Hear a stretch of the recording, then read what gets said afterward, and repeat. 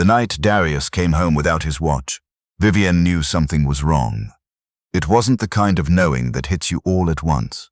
It was slower than that, the way a cold draft finds you before you can see the open window. She noticed it the moment he walked through the door, his left wrist, bare. That watch had been on his arm every single day for 4 years. His father gave it to him. He never took it off. But she didn't ask. She told herself she was being paranoid. Darius set his keys on the counter the way he always did, kissed her on the cheek the way he always did, and asked what she wanted for dinner. Everything looked normal. Everything sounded normal. But Vivienne had loved this man for 3 years, and she knew the difference between him being tired and him carrying something he wasn't ready to put down yet. She let it go that night. She let it go the next morning too, when he left for work 40 minutes earlier than usual, and didn't say why. And she let it go the following week, when he mentioned, almost casually, the way you mention the weather, that the company was going through some restructuring, that his position might look different going forward, that things were uncertain. She reached across the table and put her hand over his. "Whatever happens," she told him, "we figure it out together." Darius looked at her for a long moment. Something moved behind his eyes, something she couldn't read.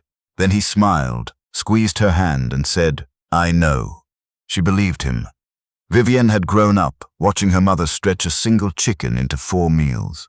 Mama Faye had raised 2 daughters on a teacher's salary in a small house in Charlotte, North Carolina, and she had done it without complaint and without apology. She taught Vivienne and her older sister Britt that a woman's worth was not in what she had. It was in what she refused to give up when things got hard. Vivienne carried that with her into adulthood. She carried it into her job as a physical therapist at a rehabilitation clinic, where she spent her days helping people relearn how to walk, how to grip, how to move through a world that had suddenly become unfamiliar to them. She was good at her job because she understood something most people didn't. Healing is not about speed, it's about staying. She had been staying with Darius for 3 years.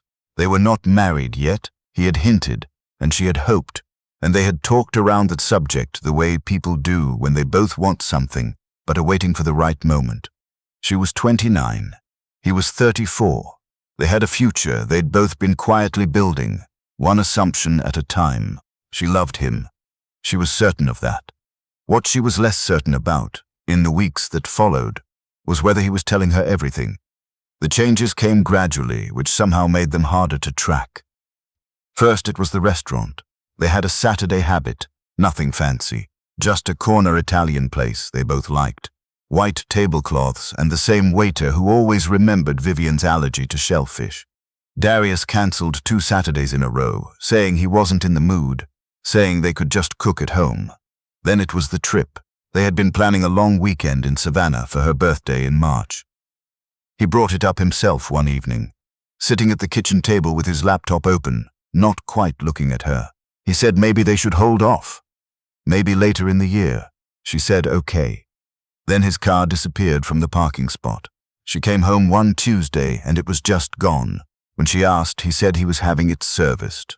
It came back 4 days later, but it wasn't his car. It was older, smaller, a grey sedan she didn't recognize. "Darius," she said carefully, "what is going on?" He was quiet for longer than felt comfortable. Then he said, "I lost my job, Viv." She stared at him. 3 weeks ago, he said. "The restructuring, it wasn't just a restructuring. They eliminated my whole department. I've been trying to find something new before I told you." But he stopped, rubbed the back of his neck. "I didn't want you to worry." Vivienne stood in the middle of the kitchen and looked at this man she loved and felt 2 things simultaneously. Relief that he'd finally said it out loud, and a deeper, quieter hurt that he'd been carrying it alone for 3 weeks, that he'd looked her in the face every morning and chosen silence. "You should have told me," she said. "I know. We said no secrets. I know, Viv. He exhaled. "I didn't want you to look at me different." She walked over and stood in front of him. She made him look at her. "I don't look at you different," she said. "You hear me? Not even a little." She meant it. That was the thing. She meant it completely, without any performance in it, without having to convince herself. She loved Darius, not the version of him that wore that watch and drove that car, and had a title on a business card.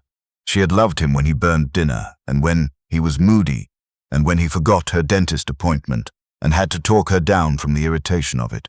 She loved him in the ordinary, inconvenient, unglamorous way that doesn't make it into movies.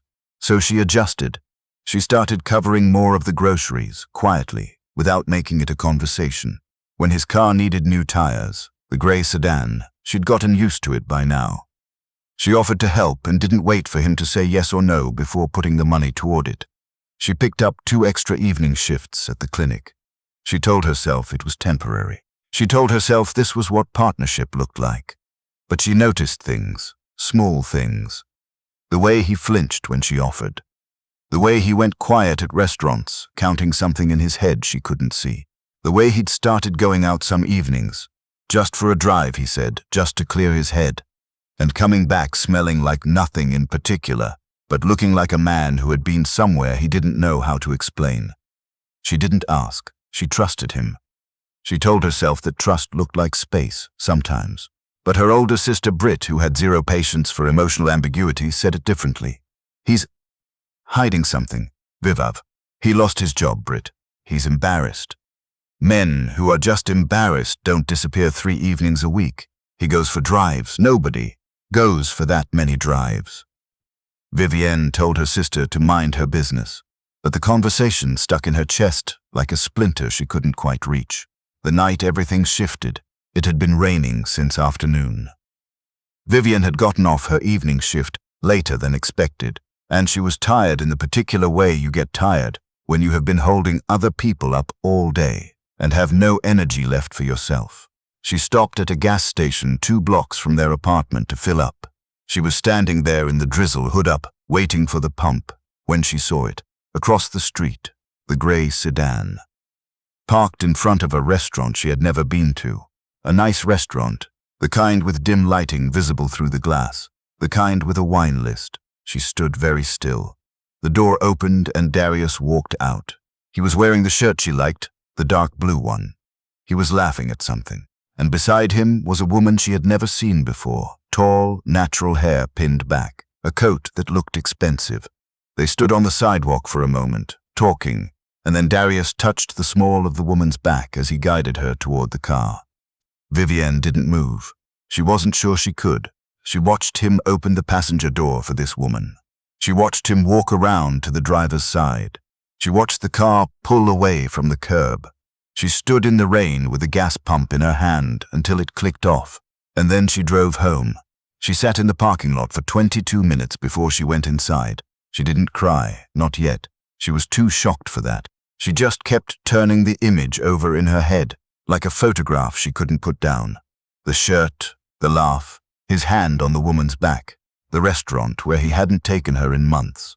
When Darius came home an hour later, she was sitting on the couch in the dark. "Hey," he said, reaching for the light switch. "I saw you," she said. He stopped. "I was at the gas station on Millbrook. I saw you come out of that restaurant." Her voice was steady, which surprised her. With a woman, the silence that followed was one of the worst silences of her life. And then Darius did something she didn't expect. He sat down, not across from her, beside her. He put his face in his hands for a moment, and when he lifted his head, his expression wasn't guilt. It was something else. Something that looked, strangely, like exhaustion. "I have to tell you something," he said. "And I need you to hear all of it before you respond." "Start talking," Vivienne said. He talked for a long time. He told her that he hadn't lost his job, that he'd been put on a leave of absence, voluntary, because of a situation at work he wasn't able to discuss in detail, a legal matter that required him to step back temporarily, that he had been advised not to tell anyone, including her, until it was resolved. He told her that the woman from the restaurant was named Patrice, that Patrice was an attorney, that she had been helping him navigate what had turned into a 6-week process that had now, as of 3 days ago, concluded in his favor. He told her that the grey sedan was a rental, that his car had never been in the shop. He'd parked it at his brother's house because he'd been told to keep a lower profile during the investigation. He told her that the watch, his father's watch, was locked in a drawer at his brother's place, Because the investigator had suggested he avoid wearing anything identifiable in public during the process. He told her all of it, and then he was quiet. Vivienne sat with it. "Why didn't you just tell me there was a legal situation?" she finally said. "You didn't have to give me details. You could have just said you needed to keep some things private for a while." "I know," he said. "You let me think we were broke. You let me pick up extra shifts. You let me believe our relationship was in some kind of trouble, and her voice cracked for the first time. "I covered the groceries, Darius. I paid for your tires. I rearranged my entire life around a story that wasn't even true. I know." His voice was low. "I handled it wrong. I told myself I was protecting you, but I think part of it was, I needed to know. Viv, I needed to know what you'd do." She looked at him. "I've been lied to before," he said quietly. "By someone I trusted completely, and it broke something in me that took a long time to put back together. I know that's not an excuse. But when all of this started and I realized I was going to have to go through it, I had this thought. If she can't handle this, even a version of this, then I need to know now. Before we go any further, before I ask you what I'm planning to ask you." Vivienne was very still. "That's not fair," she said. "No," he said. "It's not. You made me a test subject in my own relationship." Yes, he didn't flinch from it. "And if you're done with me over it, I understand. I will understand completely." He reached into his jacket pocket. He set something on the cushion between them, a small box. "But I needed to know who you were when things looked hard. And now I know." She looked at the box. She looked at him. "I stayed," she said, "through all of it. Through the weeks of you lying to my face and me covering your bills and watching you pull away. I stayed. Not because I thought you deserved it. Because I loved you. That's the only reason. I know. Don't you ever do something like this to me again." "Never," he said. "I swear to you, never again." She picked up the box. Inside was a ring, not loud, not trying to make a statement. Just a simple band with a stone that caught the light in a quiet way. The kind of ring that looked like it was meant to be worn every day, not saved for occasions. She didn't say yes right away. She sat with it in her palm for a long time. She thought about her mother, Mama Faye, stretching one chicken into 4 meals and calling it enough. She thought about all the years she'd spent helping people learn to walk again, to trust their own legs after everything fell apart. She thought about the rain and the gas station and the 22 minutes she'd sat alone in that parking lot, not knowing, and how she'd still walked inside. Still made dinner. Still waited. She thought about the fact that she wasn't angry he had tested her. She was angry he'd done it without asking. She was angry he'd let her pay his bills. She was angry he'd treated her love like a hypothesis instead of a certainty. But underneath all of that, deeper than the anger, was something else. She had stayed, not because she had to, not because she didn't have other option, not because she was naive. She had stayed because she had looked at this man and decided quietly and without announcement that he was worth it. And he had seen her do it. She put the ring on, not because he asked, because she chose to. "We're going to talk about all of this," she told him. "Properly. Honestly. You're going to tell me everything about what happened. And we're going to figure out what this actually looked like from my side, and we're going to do it without you deciding in advance what information I can handle." "Yes," he said. "And you're paying me back for those tires." Despite everything, he laughed. It was a short, undone kind of laugh, the kind that comes out when relief hits before you're expecting it. She almost laughed too, but she held it back, because she was still too close to everything that had happened. "The tires," he said. "Absolutely." With interest, she looked down at her hand. The ring fit like it had been measured. She called Mama Faye the next morning. She told her everything. Mama Faye listened the way she always listened, without interrupting, without gasping, without filling silences just to fill them. When Vivienne finished, there was a long, quiet pause. "You mad at him?" Mama Faye asked. "Yes, you still love him. Then you've got something to work with." A pause. "Your grandmother used to say that love isn't what's there when everything is easy. It's what's left standing after the smoke clears. You're still standing." "He should have trusted me," Vivienne said. "He didn't," Mama Faye agreed. "And now he knows what he had. And he knows what it cost, and that's a lesson some men never learn until it's too late. A beat. Is he worth teaching?" Vivienne looked at the ring on her hand. Yeah, she said, I think he is. Darius never kept things from her again. Not like that. He had learned, in the hardest possible way, that the woman beside him didn't need to be protected from the truth. She needed to be trusted with it. They were married 14 months later, on a clear Saturday in October, in a small ceremony with their families and a handful of friends. Mama Faye sat in the front row, in a yellow dress she had bought months in advance and refused to tell anyone about. Britt was maid of honor and cried through the entire thing, which she denied afterward. Vivienne walked down the aisle thinking about the parking lot, about the rain, about 22 minutes sitting in the dark, not knowing, and choosing to walk inside anyway. She thought about how love, real love, wasn't a feeling you fell into. It was a decision you kept making every single day, even when you didn't have all the information, even when it was raining, even when you were standing alone at a gas pump wondering if the life you'd been building was actually what it looked like. Even then, she reached Darius at the end of the aisle. He was crying before she got there, which he had absolutely insisted he would not do.